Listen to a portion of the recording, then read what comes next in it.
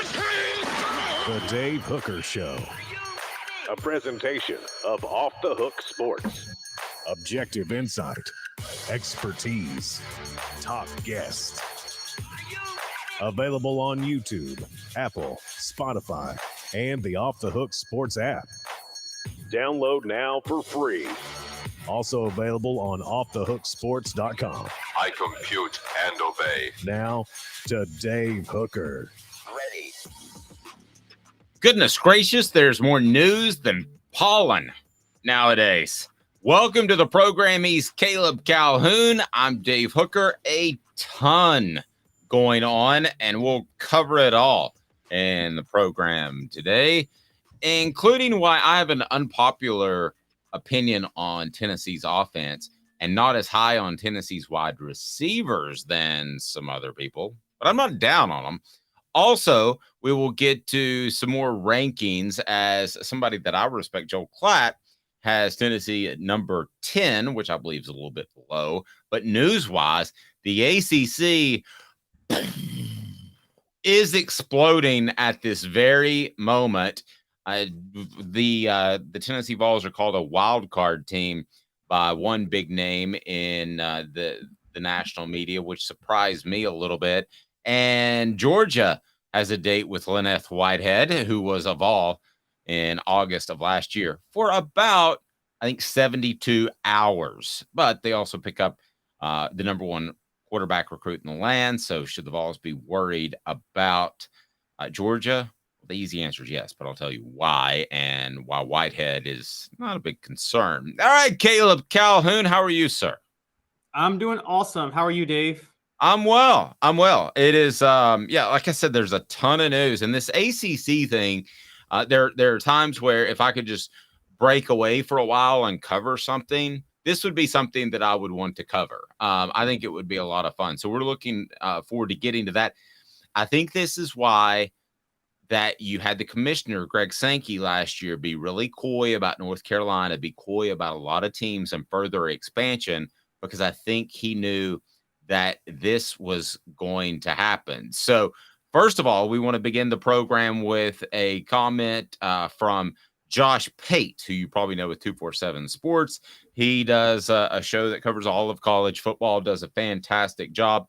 And Josh Pate has Tennessee as a wild card team. So let's go ahead and get to that, because I find that verbiage to be a little bit odd. I want to go ahead and say welcome to everyone who is on board. Do you want me to go ahead and pull up Josh Payton now, Caleb, and we'll get to why Tennessee is a wild card team. You ready to go?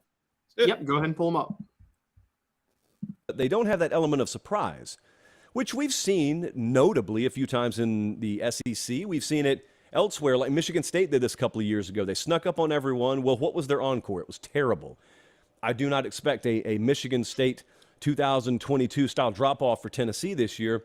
They get Bama and Georgia in the back half of the schedule. So even if the worst were to happen, and we watch them against Virginia, which is being played here in Nashville, and they look a little shaky, a little rickety, it's okay, because they... So there you go. Go ahead. Yeah, what he was saying was that he was talking about how Tennessee caught people by surprise last year, and you can wonder if they would have a drop off like Michigan State, but then he brings up it doesn't look like it because of the schedule and the way the schedule plays out. So all right, let's get to today's tough question, because the word he uses wild card, and I want to address that. Today's tough question is now. It's brought to you by Andy Mason of AndyMasonRealEstate.com. Today's tough question. Take a side. Take a stand. The Dave Hooker Show. A presentation of offthehooksports.com. Get up on that message board, hit the like and subscribe button if you haven't to this point, and tell me, is Tennessee a wild card team? Brought to you by Andy Mason, AndyMasonRealEstate.com. Andy and his crew have over 40 years of experience. That's right, 40 years of experience in the real estate field. So you got to get a hold of Andy Mason. You will love it. And Andy Mason will save you thousands because he's got the best service and the best prices in the biz. AndyMasonRealEstate.com. A wild card team. Today's tough question, Caleb. I heard Josh Pate's explanation, and I get it. But what do you think about Tennessee being a wild card team? And I want to hear from you on the message board. Let's go. I think with Josh Pate, what he's talking about is there's a lot that we don't know with Tennessee. And so even if there's even if they win a championship this year, which I don't think we're predicting, but if they were, they could still be a wild card to win it. It's the same with Texas A&M from the other side. For the record, Josh Pate had Texas A&M one of his wild card teams because Texas A&M was awful last year, which surprised everybody the same way Tennessee surprised everybody by being really good. And so the question is, will Texas A&M be back to what we expect them to be? Will Tennessee fall from what they were last year? I think that's where the wild card comes in. And in that sense, yes, I'm willing to call them a wild card. They're not favored to win the East. I don't think you or I is predicting them to win the East at this moment. We might when August comes, but right now I'm not predicting them to win the East. And they're not. I think we'd be a little shocked if they made the college football playoff, wouldn't you? Like, not incredibly shocked, but it's not unrealistic. It's very realistic, but it's if you had to bet one or the other, you would bet no right now, wouldn't you? Given the schedule, given what they return, I would. Georgia is the only team that I would bet on to make the college football playoff. Okay. Because I think after Georgia, I think everybody's a wild card till about 15. This is why I don't really like the term wild card. And I'm not knocking Josh. I mean, we all use words from time to time that other people don't think is entirely accurate. But what do you think, Tracy Morgan? That's crazy. All right. The reason I don't like it is because it's Georgia and everybody else right now. Is Tennessee a wild card? No, I actually think they're one of the more predictable. Travis says, heck no, not a wild card. We may just win the SEC. And he says South Carolina is a wild card, which I think is a great point. Yes, South Carolina is a wild card. They could come out and they could be as good as they were last November. I don't think they will, or they could stumble. But Tennessee's not a wild card to me. Tennessee is actually one of the most predictable teams other than Georgia in the entire nation. And it's not just because I know them better than any other team. I look at the schedule, I know the roster, I know the returners, and I think this team right now is a solid second to Georgia. Could they beat Georgia if things break their way, if the quarterback position at the University of Georgia doesn't work out with Carson Beck? Certainly. I didn't think they were going to beat Alabama last year. They did. I don't think they're going to beat Georgia this year. They might. So wild card to me is kind of the worst possible term I would pick. And I'm not trying to be that guy that criticizes other media because I got a lot of respect for what he does. I just don't see wild card. To me, wild card is just, it ain't wild card. I just, they're more a given than anybody I can think of currently, especially in the SEC. Okay, are they though? I think a lot of people are very... If you throw the Orange Bowl out, and honestly, I lean more towards throwing the Orange Bowl out than I do taking anything of value from it. I don't know how you do. I didn't take that bowl game seriously. I don't think Clemson took it seriously. That both teams were shells of themselves playing in that game. If you throw the Orange Bowl out, you're really concerned about Tennessee football entering the fall because you don't know what to expect from Joe Milton at quarterback. There's still a lot of unknown, and I think that unknown does make them a wild card. I mean, the reason I clipped that part of what Josh Pate was talking about, he went into a whole thing about Tennessee. I encourage you guys all to check him out. Josh Pate does a great job. I love to send shout outs to people when we talk about what they said in the media. He does. And the reason I clipped that is he brings up the schedule, and you're right, the schedule favors Tennessee heavily.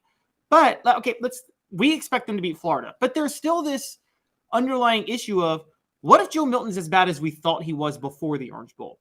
What if Florida is a little bit better? All of a sudden, Florida's a team that could beat Tennessee. What if Texas A&M does rebound and become a 9-10 win team? And if Joe Milton's that bad, all of a sudden Texas A&M could beat Tennessee.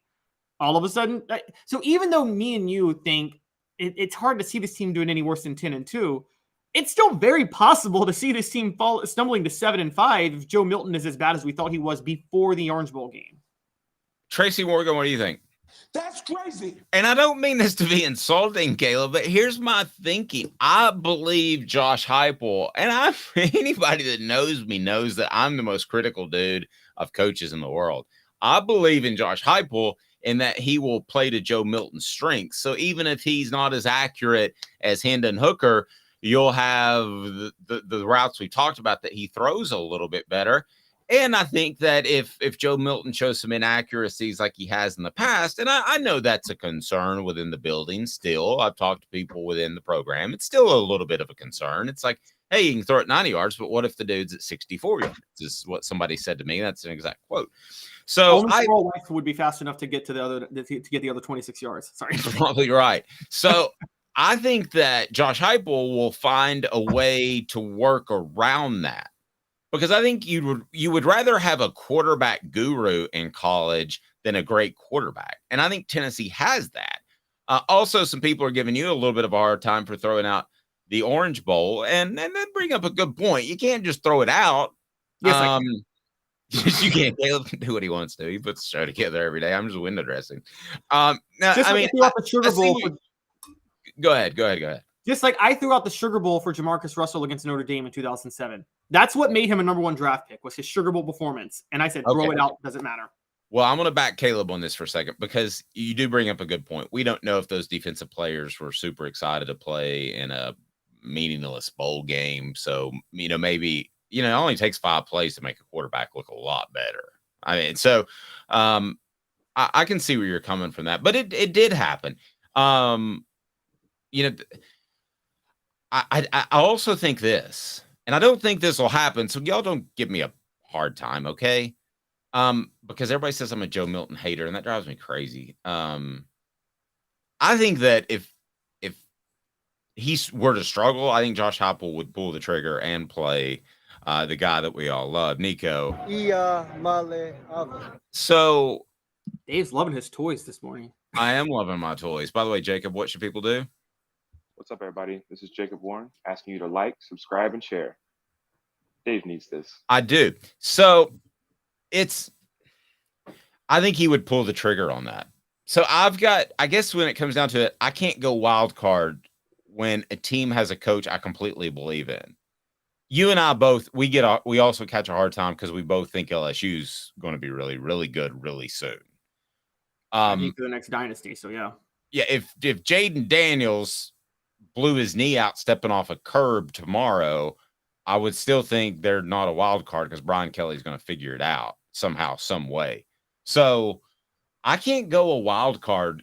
Now, I would have said that Michigan State's a wild card after their strong season in 2021 because I wasn't completely sold on Mel Tucker yet. So I guess it depends on what level you're sold on Josh Heupel. I think their wild card year, when they have to replace a lot of people with his high school prospects that he recruited, is 2024. Are they really, really good, or do they take a step back? Because let's face it, Jeremy Pruitt had a good eye for talent, brought in some pretty good players. Was he a doofus? Yes. But ultimately, Tennessee has benefited from transfers and Pruitt's guys. So to me, this isn't a wild card. This is, I would bet a mortgage payment on 10 wins this year. Maybe we're playing semantics, Caleb, but I don't see the term wild card. I feel like we know this program pretty well. Me and you know, the wild card comes from the fact that, again, we think this is going to happen. Look, I don't want to be too critical of Heupel, but UCF did get worse every year he was head coach there. They went from 12-0 to 10-3 to, what was it, the last year, 6-4, something like that. Now, I don't really count the COVID year. I think that that's an unfair. We're seeing now that everything should be thrown out from the COVID year, quite honestly. But we did see a little bit of a regression with UCF, and so we have to see what happens with Heupel this year, because this year is going to be a year where we'll get a better idea of 2024, because he is going to have to rely on some guys he recruited this year, not just transfers and Pruitt recruits. I mean, again, we talked about the Squirrel White is a guy he's going to have to rely on this year a lot more. A lot of the offensive line are going to be people that he went after. And so, I mean, it's not fully, this is kind of a test run to a certain degree of something that we didn't see with Heupel at UCF, and we haven't seen it with him at Tennessee yet, which is how good is he at scouting talent at the high school level. And we need to find that out. And this is a preview of that. You're right. 2024, it goes all in, but there's going to be some spots this year where we have to see that. Fair. I think they'll be very good offensively still, and I think the defense will be better. So that, in a nutshell, that's why I don't see wild card. Nevertheless, Georgia picks up Lynette Whitehead. There's a name you hadn't heard in a while, almost a year.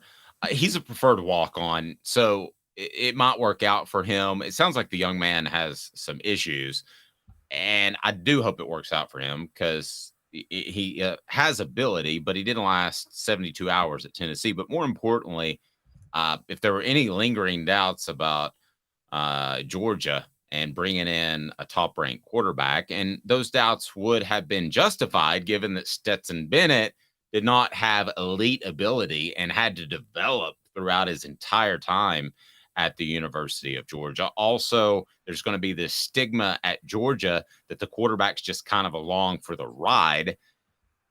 But what does Kirby Smart do?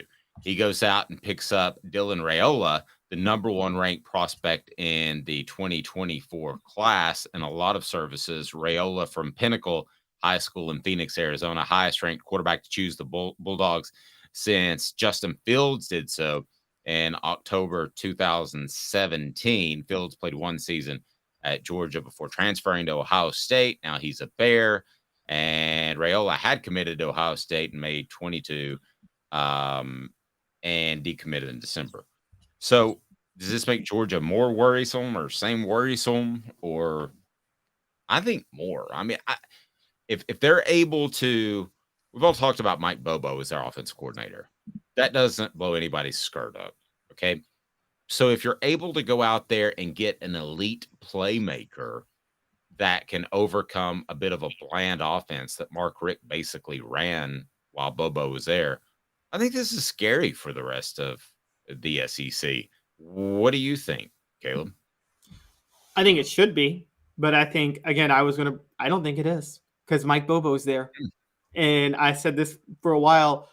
When Mike Bobo was coaching under Mark Richt, for the most part, Dave, that was Mark Richt's offense, wasn't it? That was more Mark Richt than Mike Bobo. Yes. And yeah. But we know Kirby Smart is going to fully turn the reins over to Mike Bobo. He doesn't really care about offense. He doesn't want to run the offense. And so we saw what Mike Bobo does running offenses at Colorado State. I don't think he's that good of a coach or a coordinator. And pro-style quarterbacks, more than mobile. See, Dylan Raiola is a pure drop-back passer. And here's the truth of the matter. One of the pure drop-back passers require more coaching than dual-threat quarterbacks at the college level. Because you actually have to teach them to read defenses, go through progressions, make sure you call the right plays, have complex routes. Whereas, I mean, I remember watching Frank Beamer and Bobby Bowden for years. When they got mobile quarterbacks, they just threw the ball out and said, hey, get me yards. I mean, Bobby Bowden did that with Charlie Ward.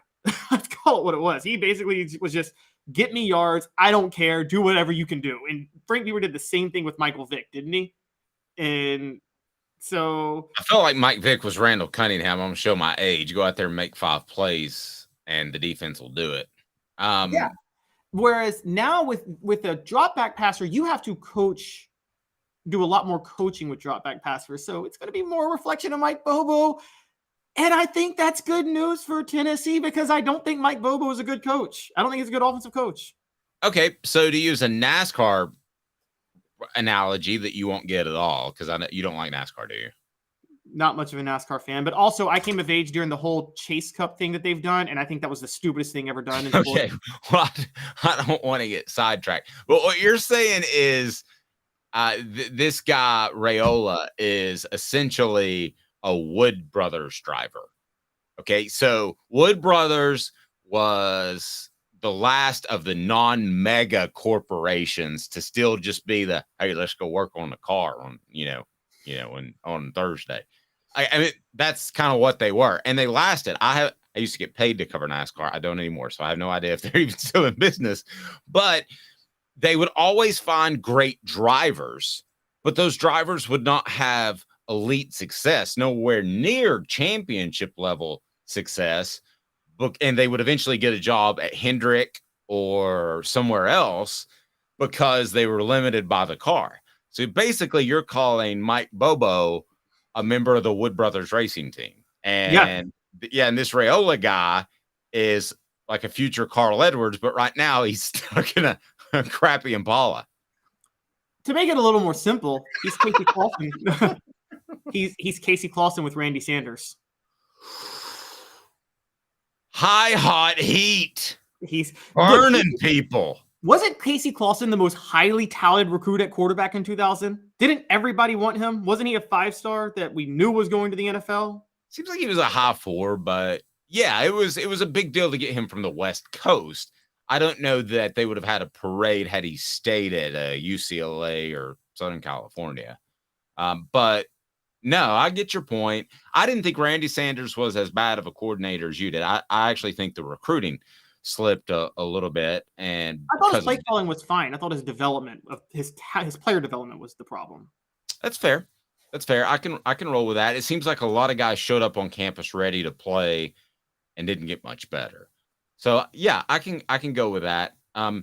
But yeah, using that for a more simple explanation would be a good idea. Does Casey Clausen do as much as Hendon Hooker did last year, or do as much as T. Martin did in 1998? I say probably yes, although they needed at times with both of those quarterbacks the ability to run. And unfortunately, Casey Clausen had a habit of tying his shoes together before every game. So he was the slowest quarterback Tennessee's ever had. Run. He's the only guy that I considered challenging to a race at the time. He didn't like it. Cutcliffe would have developed that. Peyton Manning was flat-footed, and Cutcliffe actually taught him how to move in the pocket. Could you imagine if Casey Clausen just could have played for David Cutcliffe? Yeah.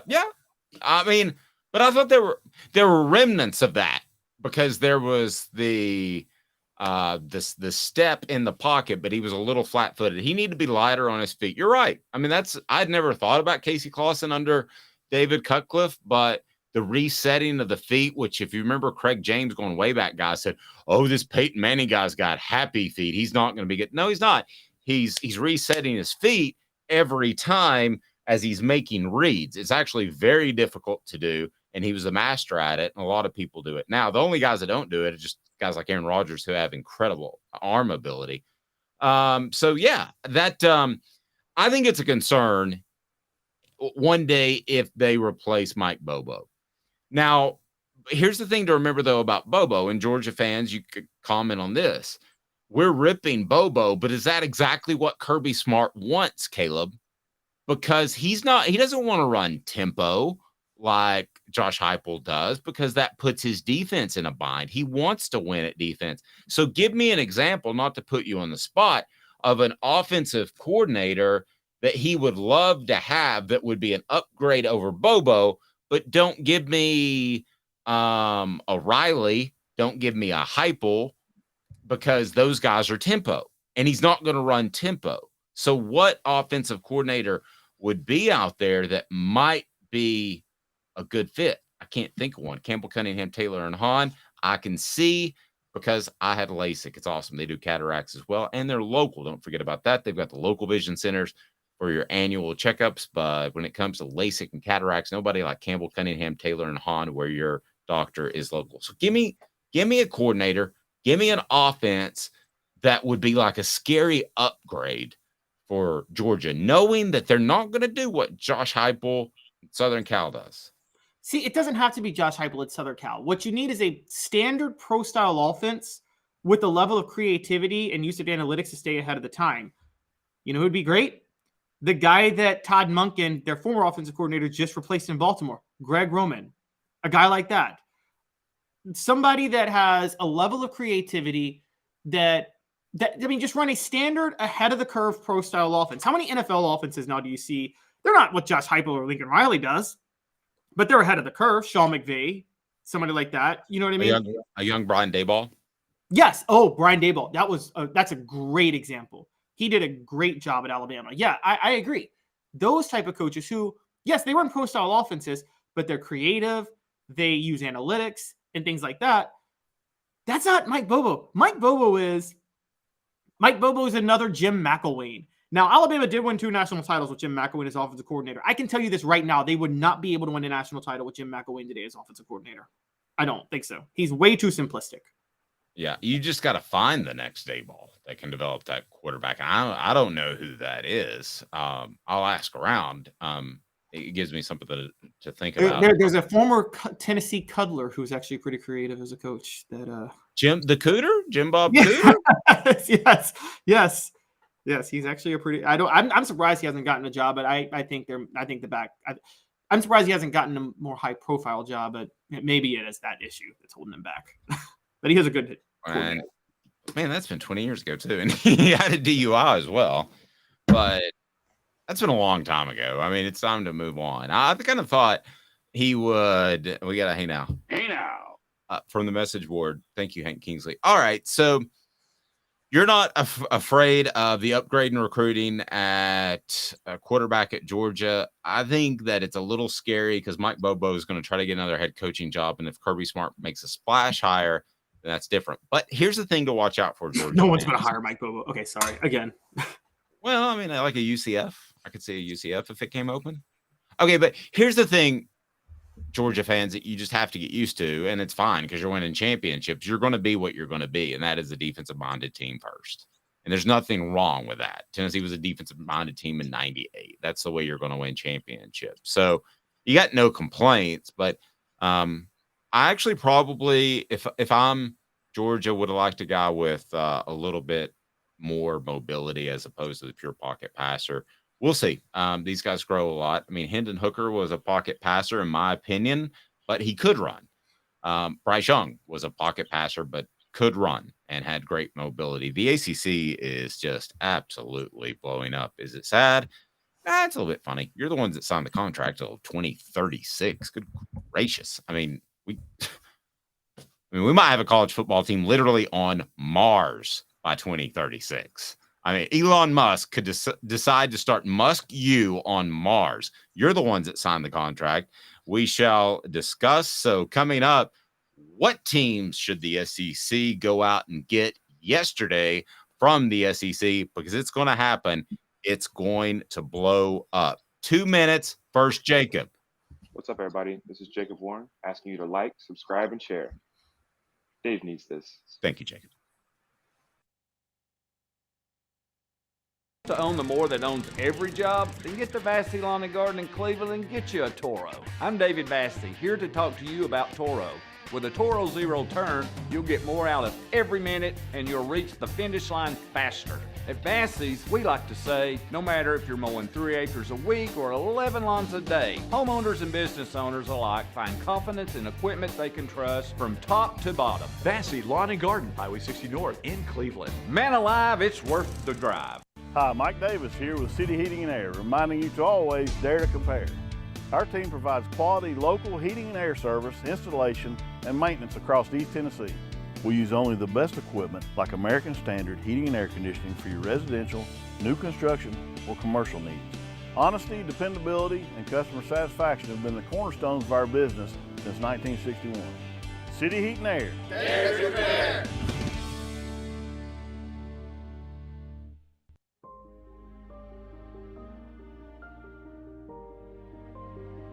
Our family has been creating one-of-a-kind pieces of jewelry in West Knoxville since 1986. Each piece is a combination of unique processes that bring your idea to life.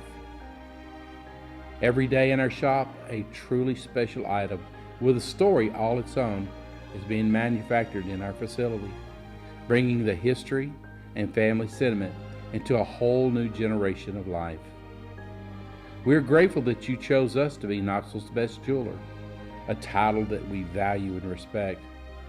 Because to me, being a jeweler and owning a jewelry store are not the same thing. I'm Rick Terry, I'm a jeweler, and we want to be your jeweler. Kingston Pike and Campbell Station Road in the heart of Farragut, and downtown on Gay Street right next to the Tennessee Theater. With all that sun, sand, and salt water, the beach is a very relaxing place. Unless you wear contacts. Ow! Open your eyes to the best the beach has to offer with LASIK vision correction from Campbell Cunningham Laser Center. Ah. Who's this guy? Hello, wizard. The Dave Hooker Show, a presentation of Off the Hook Sports, What? YouTube, Apple, Spotify, and the free Off the Hook Sports app. back to Dave Hooker. Look at our message board throwing high hot heat. Dewey Warren, shout out. Swamp Rat. The Swamp Rat. How about that? Elias says Jim Bob Cooter isn't the first incredibly country Tennessee quarterback to be an offensive innovator. By the way, Jim Bob Cooter has like an incredibly high IQ. I don't know. He got like a perfect score in the ACT. It was a Wonder Look, wasn't it? I think it was both. Oh, I wow. think he got perfect on the ACT. I think it was 36. Man, I wish my son got 36. I wouldn't be paying so much in bleeping tuition. But anyway, that's my problem. But did you know that Dewey Warren was not one of, but the innovator of the West Coast offense? I love our message board. Actually, he worked under Lavelle Edwards, not just the West Coast, but he actually really he helped develop the run and shoot offense. And here's the great irony of that. The run and shoot offense was the precursor to the fun and gun, which Tennessee could not figure out for the life of them in the 90s. By the way, I remember Lavelle Edwards was doing some speaking engagement, and somebody had told me, well, and Dewey's never bragged about it. I love Dewey. Dewey's never bragged about it, but somebody told me, he invented the West Coast offense. I'm like, bull. That's not true. I thought that was in San Francisco with Bill Walsh in between that coaching staff's visits to strip clubs. Oops. I didn't mean to say that. Yeah, so we had Lavelle Edwards. Okay, sorry. Speaking of tempo, but so we had Lavelle Edwards on because he was doing a speaking engagement in Knoxville. And I said, I'm just going to flat out ask you, did Dewey Warren invent the West Coast offense? He goes, absolutely. He said he was the one. And he answered it so quick and so succinctly, so authoritatively that I had trouble with a follow-up question. But yeah, he invented it. We need to have him on sometime. We need to do a Where Are They Now? That would be cool. Yeah, go ahead, and if you don't mind, fill out give me some names you want to Where Are They Now, other than the Celebrate 98 series.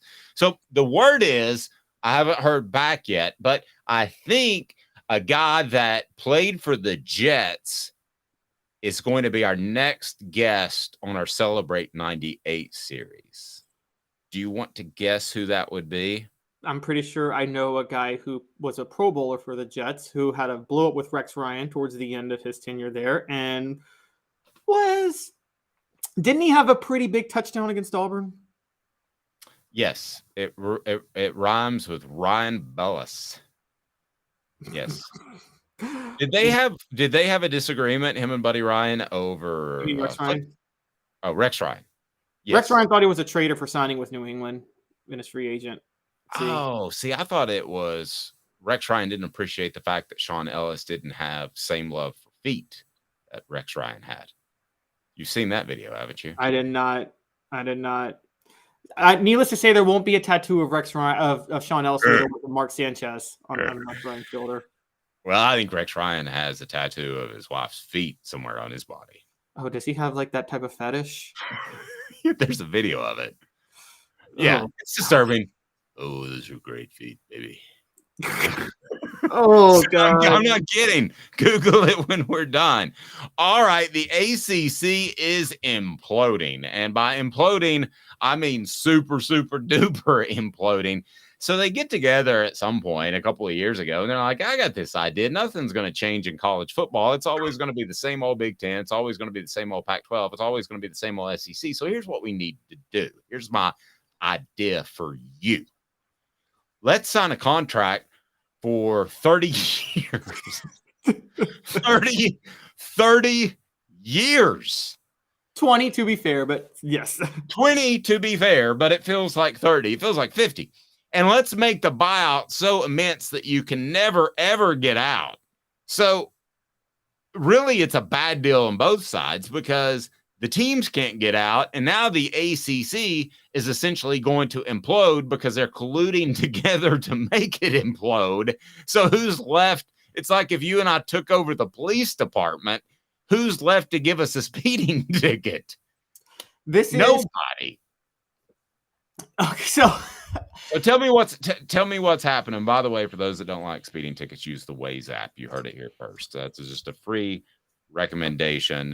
This portion of the program brought to you by Bassey Lawn and Garden. Man alive, it's worth the drive. Bassey Lawn and Garden, industrial and commercial mowers. Buying power saves you money, whether you're in Nashville, Knoxville, Chattanooga, Cleveland, Tennessee. Bassey Lawn and Garden, man alive, it's worth the drive. So give me the latest on the ACC deal and give everybody the latest, because this thing's going to implode. And if I'm Greg Sankey, I'm sitting back and I'm ready to pick a team. There are reasons it's happening now too, and it's not just because it's a downtime in the schedule. It's because you're going to have all these guys meeting at spring meetings, and you're going to have all these guys meeting at SEC media days where the coaches and stuff. And I'm just telling you, don't be surprised if the SEC expands like before this year. It won't go into effect for a couple years, but don't be surprised. Tell me what's happening. Tell everybody what's happening. Well, buckle up for this arms race, guys, because this is the first time. So for a couple bit of history points. First, the SEC versus the Big Ten. Dave, as you know, the SEC and the Big Ten, because they're so geographically different, they've never really fought over teams. The only team that you could say could have been in either conference was Missouri, right? But no one was fighting over Missouri. And it was the dumbest pickup that makes no sense in the history. That's the one time where I felt like the SEC dove into let's get a television market, which has been the Big Ten business model. Right, exactly. And that's why the Big Ten added Maryland and Rutgers. So we'll come back to the SEC versus the Big Ten. But for those who didn't pay attention to the show last week, the point of the ACC issue is you talked about it. They signed this horrible deal. Florida State and Clemson are making every school in the ACC is getting $17 million in TV revenue, whereas the SEC schools are getting $55 and $60 million. No way Florida State can compete with Florida. No way Clemson can compete with South Carolina. So Florida State, Clemson, North Carolina, and Miami were the original four schools that have said, we want to get a higher piece of the revenue sharing. The ACC is like, tough break. And then they're like, well, we'll leave. And the ACC says, well, you can't leave. We got this giant exit fee and we got grant of rights through 2036. So we could blackball you from being on TV if you go anywhere else. I predicted last week, because we found out the ACC has two more teams on board. I predicted that the plan was to make sure that when they leave, the ACC implodes, because if the ACC doesn't exist, there's no grant of rights. I was wrong. They have a new plan in place. Just get a majority of people on board. They can vote to it. If you get a majority of the athletic directors on board to vote to end the grant of rights deal, then theoretically it doesn't even matter. Right. Well, they already got 7 schools. We found, and you only need 8 for majority. We found out who the 7 were. The 4 that I just talked about, Brett McMurphy of Action Network reported yesterday. The other 3 schools on board, Virginia Tech, not shocking. They're a pretty big revenue generator. Virginia, also a decent revenue generator, which shocked me. I didn't realize they actually are a pretty good money driver. And NC State. Guys, they need 1 more school, and they can vote to end the grant of rights deal and end the exit fee, and the ACC's over. Here's what happens at that point. The Big Ten and the SEC, for the first time, are going to be locked in a bloodthirsty battle for schools. So what's going to happen is I'm going to tell you the first part. I'm going to tell you how each conference tries to add teams. The Big Ten, Dave, as you know, has the AAU requirement. You got to be an AAU member school academically to be able to join the Big Ten. That's their requirement right now. The only exception they would make for that is Notre Dame, but Notre Dame is basically AAU quality. Because they don't have a medical school, they can't be invited into AAU. Hey, I got to take a quick time out. I don't know what that means. What does AAU mean? So AAU is, let me see what it stands for. AAU. I thought that was the basketball circuit. Association of American Universities, which is this collection of elite universities that you have to invite schools in. These are what you call public Ivies. Okay. So okay. Is UMass in there for personal reasons? Go ahead. Go ahead. Boston U is in there, but not UMass. But yeah, so the Big Ten, with the exception of Notre Dame, right now is still only accepting AAU member schools if you want to join. They have, because the Big Ten, it's unlike the SEC, it's about research along with athletics. So AAU, they have to hit that baseline. Then for the Big Ten, number 1 to them is markets and number 2 is brand. For the SEC, it's the reverse. Number 1 is brand, number 2 is markets. Academics don't even matter. They're just taking the revenue. But and regionality. Yes. Except for Missouri, which I guess is kind of a southern state. So the first easy split is going to happen. Virginia Tech. Virginia is an AAU school. Virginia Tech's not. Virginia Tech's the bigger brand. Both are equal in markets. It's an easy split, right? SEC's getting Virginia Tech. Big Ten's getting Virginia. Okay. Obvious. Okay, here's where the fight comes. We know the Big Ten wants Miami. We also know the SEC wants North Carolina, and we know the minute the Big Ten adds North Virginia, they're going to want to get into North Carolina. So here comes the SEC's issue. I would theoretically think they would add Florida State, Clemson, North Carolina, and Virginia Tech. They might need to start adding schools like Miami to make sure that the number one thing the SEC doesn't want is the Big Ten getting into their markets. Even if they don't care for the schools themselves, the SEC does not want the Big Ten in the Florida markets. They want to corner the North Carolina markets. So this is where the arms race comes. Is the SEC just going to take all these schools, or are they going to take the schools they want? Because it's the SEC might be trying to keep the Big Ten out. And here's the other question. Even if they're trying to take all the schools, will the SEC outbid the Big Ten for North Carolina? North Carolina is an AAU school, so they got the academics. And the Big Ten has a TV deal worth twice as much. They have more to offer North Carolina right now. And so, okay, here's what I want to do. So I want to go through the ACC schools that are making the push. So we've got the 7 and a new game show that's sweeping the nation. It's called Doc or Not. So if Doc Holliday says that it's okay, then the SEC should take them. You're looking at me like I'm insane, Caleb. So if Doc Holliday says it's okay from Tombstone, and he was actually a real person, but from the movie Tombstone, if he says it's okay, then I think that they should take them, and then we'll get your thoughts. So there are no restrictions. We're going to say whether it's a good fit or not. So I don't want to get into the conversation of, well, that would be 28 teams, Dave. Well, yeah, Dave's a dreamer. Dave believes. And so it's Doc or Not. So here we go. So you give me the ACC school, and I'm going to Doc or Not it. So let's go through the 7, and I'm going to tell you whether or not I would take them into the SEC if I'm Commissioner Dave Sankey. All right, I'm going to go north to south. You mean Greg Sankey, by the way, not Dave Sankey. No, I was referring to me. Oh, okay. You making a joke? Okay. Or Greg Hooker. Either one. All right, Virginia. Why don't you shut the hell up? I don't want Virginia. I'm with nothing you. For me. I'm with you largely because of the next school, Virginia Tech. I'm your huckleberry. Love Virginia Tech. I think that would be a great SEC fit. That's a natural rival, Tennessee, Virginia Tech, isn't it? It's like, okay, so yeah. Even without the bastardized game they had Bristol Motor Speedway, where you couldn't see the game because it was 5 miles away. Go ahead. North Carolina. I'm your huckleberry. Taking it. All right, here's my question. Hypothetically, North Carolina joins the Big Ten. NC State.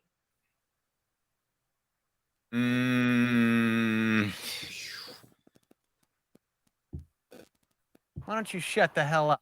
You suck. I'm not taking NC State. You're completely wrong on this, Dave. If North Carolina you go all out for North Carolina, but if they choose to join the Big Ten, you got to take NC State. You cannot let the Big Ten in the North Carolina market while you're not in there. But I'm strictly ball, man. I mean, they got enough money.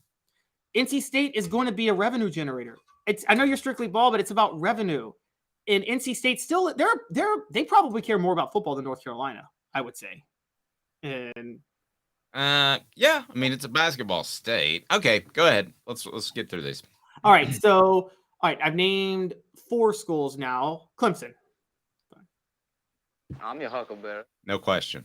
And by the way, I'm telling you right now, Clemson's going to the SEC because they won't join the Big Ten. They can't. And so why not? They're not an AAU school. Oh, okay. You get back to that. All right, go ahead. All right, another non-AAU school that I can guarantee you is joining the SEC, so I know where you're going to go, Florida State. I'm your huckleberry. I would take Florida State in a heartbeat. I would too. So right now we're at Florida State, Clemson, one of the North Carolina schools, in Virginia Tech, right? Yeah. All right. And I'm losing track of how many teams the SEC. And then the last one, the U. I'm your huckleberry. Hey, man. We're going to start traveling either this year or next, and Coral Gables is gorgeous. I would love an excuse to go to Miami every other year. I'm not going to lie. I will say this. I actually wouldn't take Miami from the SEC's perspective, but I would take them now because I think you agree, right, Dave? You don't want the Big Ten in Florida. You don't want them in Florida at all. And No, and Florida doesn't want that, and Florida State doesn't want that because you would be able to recruit out of Miami. So that's pretty now scary. here's my last prediction. This is not a revenue generator. They're one of the welfare queens of the ACC, meaning they just take the money and they don't produce anything of value. But even though they're that, I think this will be the 8th school, and this is where the SEC is in danger. This is where the SEC is in real danger. If the Big Ten gets Virginia, North Carolina, and Miami, Georgia Tech, because the Big Ten would love the Atlanta market. Okay, that's a hard one for me because of the history of it, but I don't know if they could ever be prominent. I think they would get beat in almost like Vanderbilt, and I think it would just help other schools. Well, I think it would help other schools recruit in Atlanta. Would probably help Tennessee. So actually, Doc, what do you think? I'm your huckleberry. I will give that a thumbs up. I'm on your side, but for this reason. You definitely don't want the Big Ten in Miami, but you sure as hell don't want them in Atlanta. That is SEC Mecca. You cannot afford to have the Big Ten in Atlanta. Yeah, I can roll all that. I like what you said. All right, so there was a recent column that talked about Tennessee's wide receivers and how they were one of the most, was it confident groups, or that this particular writer had the most confidence in? Can you help me with that? Was it Mr. Crawford by chance? Brad Crawford? This was on Saturday Down South, right? Okay, so anyway, he said that it's one of the positions that he had the most confidence in on any team in the nation. And I'm here to tell you that I have complete confidence in Tennessee's wide receivers because of Josh Heupel and what they brought in. But I'm going to be real honest with you. They're not as high on the scale of confidence that I have for some other teams. And that's going to lead us to 4 Downs, which is right now. And 4 Downs is brought to you by Craft Treats. So level of confidence, scale of 1 to 10. 4 Downs brought to you by crafttreats.com. 4 Downs. 4 questions. 4 answers. The Dave Hooker Show. 4 Downs. A presentation of offthehooksports.com. All right, jump in your message board. I want to hear you. We're going to go scale of confidence with running backs, wide receivers, offensive line, and quarterbacks. Brought to you by Craft Treats. Use the promo code OFFTHEHOOK for those chill pills. If your pet has any digestive issues or arthritis or social anxiety, it'll take care of it. Pretty awesome. And they have other non-CBD treats as well. So go to crafttreats.com and use the promo code OFFTHEHOOK, the promo code OFFTHEHOOK, and you will save 20%. That's pretty strong. So here we go. Scale of confidence, 1 to 10. I want to start with Tennessee's wide receivers, which got this conversation started. 1 to 10. Caleb Calhoun, where are you? I'm a 9. I'm a 9, and I don't know why I'm not a 10. Maybe it's just because of the players they lost, but yeah, forget it. I'm a 10. I'm a 10. There's no between Squirrel White, Dante Thornton, Romel Keaton, and Brew McCoy, I'm a 10. I'm a 7, and I'm a little more cynical because we are talking about a transfer, and I got to see a little bit more athleticism from Romel Keaton to think of him as a Hyatt or even a Tillman or even a McCoy. All right, so that was wide receivers. You're a 10, I'm a 7. And we're going to get to eventually running backs because that's what I wrote about. It's on offthehooksports.com. Offensive line, no Darnell Wright, scale of 1 to 10. And by the way, everybody, 7 means I'm very confident. Go ahead. Actually, I'm a 5. We don't know what Gerald Mincey can do when he moves over to right tackle. Massive questions at left tackle, and massive questions at left guard, and massive questions on backup center. The only thing you know for sure is Cooper Mays and Javonte Spraggins. Okay, I'll say I'm probably a little bit higher, but I don't want to say as high as wide receivers. So I'm going to go ahead and bump wide receivers up to 8, and I'll take the offensive line at a 7. So I readjusted. All right. Next, the running backs, which I wrote about, which I believe, I'll go ahead and go on record right now. I have more confidence in them based off what I've heard about Dylan Sampson, not publicly, but within that program, that they're going to be special good. So I'll go first. Scale of 1 to confidence. This is 3rd down. I will go 10. I'm not sold on Cam Seldon yet, but he certainly looked the part. At the very least, they have 3 guys that can play at a high level. Jabari Small, even though he put on 15 pounds last year, he did get banged up, so he can take fewer carries. And the thing that we don't say oftentimes enough is Jalen Rice just darn good. We don't say that enough. So I'm a complete 10. I think Tennessee will have its best group of tailbacks since, when we talk trios, since the 90s. Now, they don't have 2 that are as good as Jalen Hurd and Alvin Kamara, but if you want to talk 3, I think we're talking about 20 or so years. And there I am on that. So I'm a 10. Where are you, Caleb? I'm close. I mean, I'm a 9. The only reason I'm a 9 is I think Dylan Sampson is the only transformative, transcendent running back on the roster that I think could be an NFL star. So if he got hurt, I'm not so sure yet. Even though I think Jabari Small and Jalen Wright are reliable. But I can't put it like a 10 is like 1998 when you have 2 running backs who would be Pro Bowlers, who would become Pro Bowlers in the NFL, one a 2,000-yard rusher. That's a 10. Agreed. I'll add to this. I'm not sold on Cam Seldon yet because they've thrown guys out there in the past, and I've seen this covering football for a quarter of a century. They sometimes throw some guys out there in spring because they don't want to have the other guys beat up. So I think a lot of people, this time last year, we were talking about Justin Williams-Thomas was going to be the man.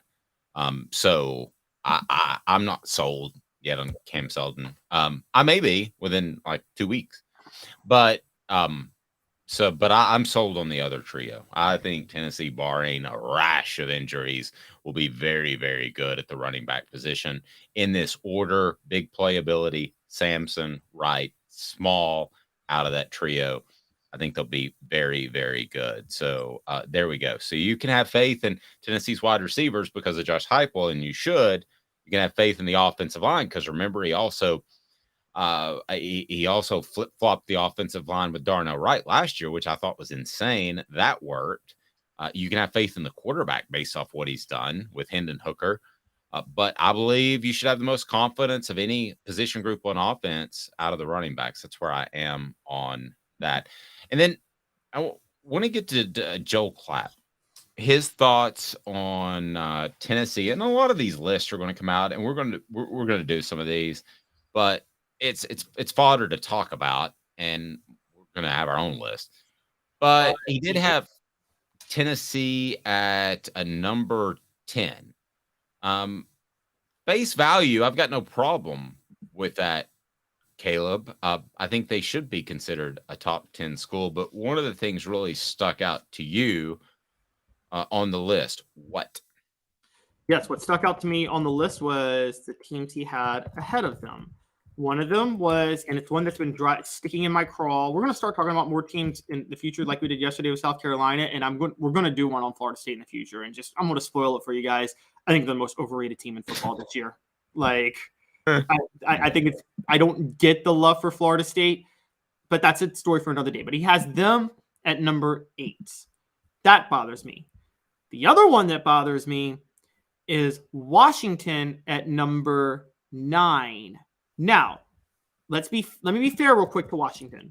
They do have, I think they have Michael Penix Jr. back at quarterback, and this guy is a very highly touted guy. Just so you guys, in case you guys forgot, he was committed to Butch Jones with Adrian Martinez in 2018. Michael Penix, Adrian Martinez, Butch Jones. Butch Jones was still getting recruits. He just could not coach him to save his life. He needs to get committed to a new hairstylist. Yes. Oh my gosh. It's like straight out of like 1983, right? I mean, you make a lot of money and you got an $8 haircut, for goodness sake. Go ahead. So that bothered me. Washington, yes, they finished the year strong. I mean, they won 7 straight to end the year. They beat Oregon on the road. They beat Oregon State at home. But I mean, come on. Are we really putting Washington ahead of Tennessee? But one of the things, their selling points was beating Michigan State last year, who was number 11 at the time. Well, they weren't the number 11 ranked team. We found out towards the end of the year. And so I think, again, the Oregon win is what they're coasting off of. And Oregon, in case we forgot, lost 49-3 to Georgia to open the year. So I got a problem with Washington being ahead of Tennessee. And I got a problem with FSU being ahead of Tennessee.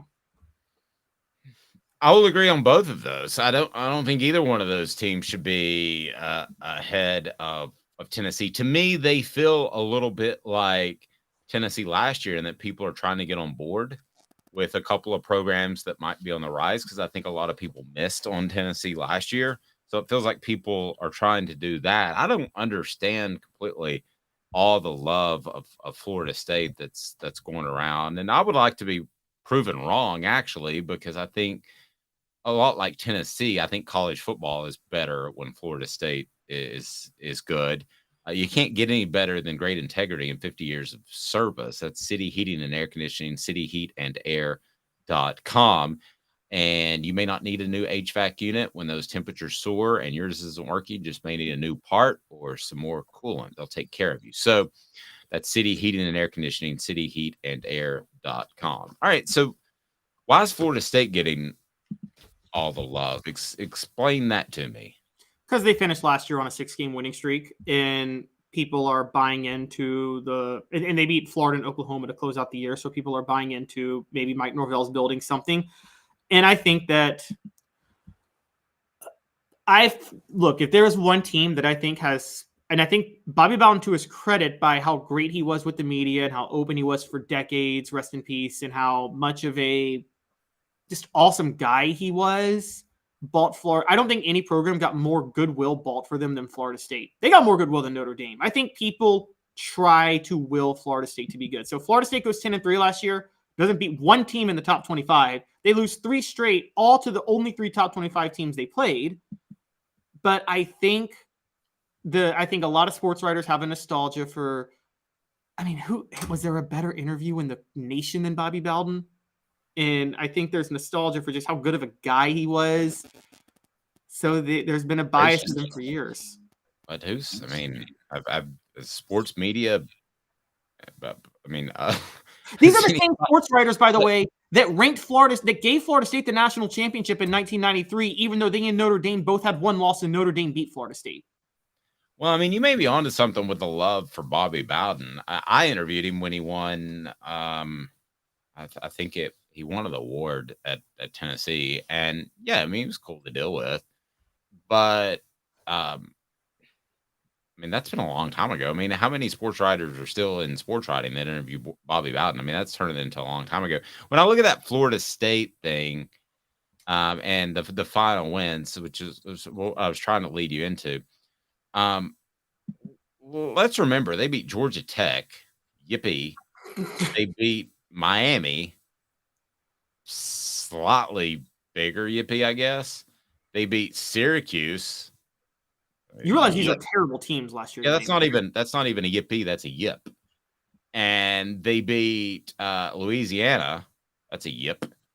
They beat Florida, who was stumbling from day one. Who lost to Vanderbilt the week before. Yeah. And they just beat them by 7, if I recall correctly.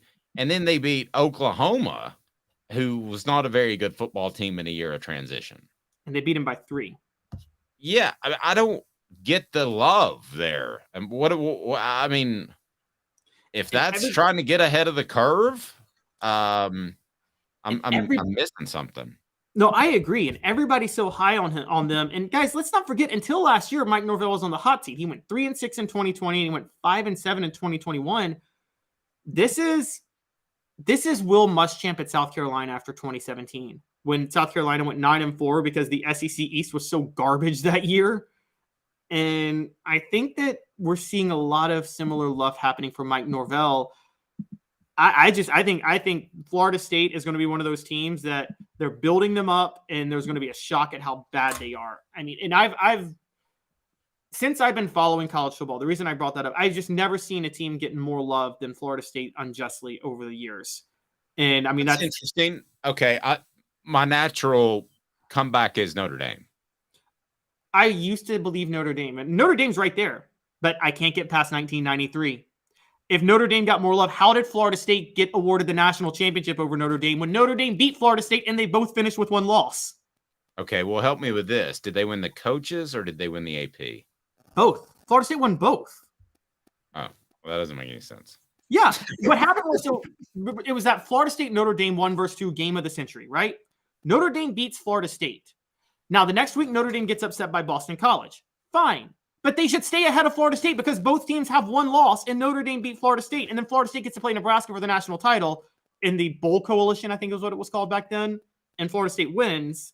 And so they're given the national title, and both teams have a loss. That shouldn't have been a national title for Florida State. No, yeah, they are massively loved. I still remember, and also, there's only like 4 games. I don't believe in blaming the refs, and there's only 4 or 5 games in sports history where I think you can straight up blame the refs and think that game was fixed. 2003 Florida State is one of those games when Florida State beat Florida. I will go to my grave thinking that game was fixed for Florida State.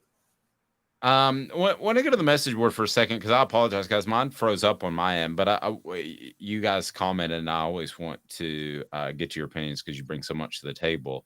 So Travis, for instance, said offensive line 7, running backs 8. Going back to our conversation earlier, wide receiver 10. So offense 8.3. He really broke it down as far as confidence level. And then we had D, who brought up a really, really good point. Where's Gerald Riggs Jr. and Cedric Houston? I would take those 2 over any 2 that Tennessee had, but I would take if you're talking about a trio, I think you have to go further back. I covered that team, and I can't remember who the third tailback was.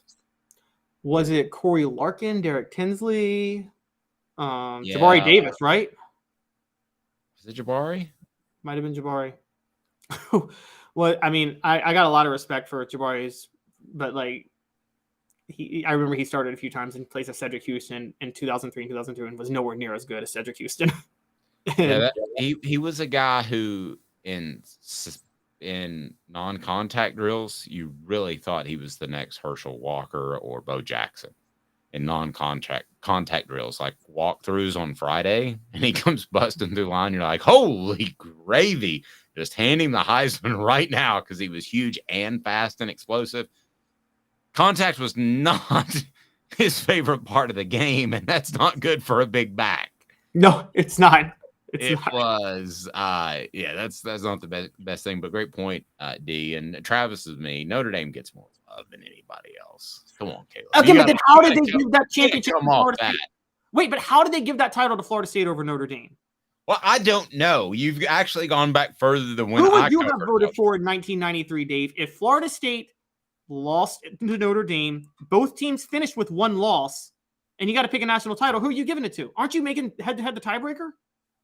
Well, yeah. But this is another bad one. I got Florida State and Alabama ahead of Notre Dame. Alabama, guys, 1977, loses to USC. Both teams finished with a loss. Alabama gets voted ranked number 1 at the end of the year, not USC. Wait. Notre Dame has made like 3 college football playoffs because they're Notre Dame, and they go in there and they just get hammered. Okay, Florida State has made 1 and also got hammered and didn't belong in that college football playoff. Okay, this may be our first big disagreement. I think it's Notre Dame gets more love than everybody else, and then there's a second level. But I've got data on my side. There's literally evidence of Florida of when it comes to Notre Dame's in the top 3. Florida State's number 1. They have the most undeserved national title in history. It's true, but I do have. Bobby Bowden should only have 1 national title to his resume, not 2. But I do have the drop board on my side. And what does the drop board say? You suck. I don't mean that. No, that's fair. I'd never looked at it like that. Now, I will say above all of them, until 2011, the most annoyingly loved person in the history of college football was Joe Paterno. And it always made me want to vomit before the scandal happened. So you think Bobby Bowden got an unfair break at times because he was a good dude? Good, very strong faith Christian guy. You think a lot of people related to that? It wasn't even a strong faith Christian. It was that the media loved. He was so good. He was such a good interview and honest. Same with Steve Spurrier, by the way. I mean, that you saw that with Spurrier. I think one of the things that hurt Tennessee when there was the whole ESPN hates Tennessee in the 90s, I think part of it was a lot of media members preferred Johnny Majors as an interview to Philip Fulmer. Because let's be honest, who would you rather interview, Dave? Who's a better interview? Johnny Majors. Especially if you show up with a bottle of whiskey. Exactly. Also, Also on the website, would Johnny Majors, whose estate is up for sale, would he have won a national title had Philip Fulmer not replaced him? I explained why I think not, and we may get into that tomorrow. But the one guy, I do think the faith part, because we're predominantly Christian country, I think the faith part played into it maybe more than you. And the reason I say that is his protege, Mark Richt, got a lot of passes at Georgia when it was obvious they weren't on the level of the other teams to compete for a championship. They had 1 year where they were like a play away from being in the national championship game. So I think that plays into it somewhat, but you're right. Great interview, affable. He's accessible. And Travis says, dadgummit. That's what he always said. But he was accessible. Why? Because he called it a day at 6 p.m. And I think a lot of people were able to interview him because of that. I mean, he didn't think that ball had to be 16 hours a day, which 90% of the coaches do. So a lot of just things I'm throwing out there about Bobby Bowden. But yeah, if you want to talk about coaches that got a pass for longer than they should have, it's definitely Mark Richt at Georgia, right? Yes, I think Mark Richt had such an early splash at Georgia. Remember, he won an SEC title his second year, and that was Georgia's first SEC title since 1980 at the time, or 1981 or something like that. And then he won another one in 2005. So I think Mark Richt made an early splash, and there was this idea of, oh, he's finally going to get over the hump at some point, and just never materialized. I think part of that was, by the way, to be fair to Georgia, they had Notre Dame standards in the SEC at the time. They had really high standards for their athletes and their players that you weren't going to be able to compete in the SEC. And they finally just said, forget it. We're throwing all that aside, and we're going to go just try to win a national title now. And I think that's where Kirby Smart has it a little easier than Rick did. Great stuff. Thanks for watching the show. We're live each and every weekday at 10 a.m. Don't do what I say when it comes to subscribing and like. Do what Jacob says. What's up, everybody? This is Jacob Warren asking you to like, subscribe, and share. Dave needs this. He's Caleb Calhoun. I'm Dave Hooker. This has been a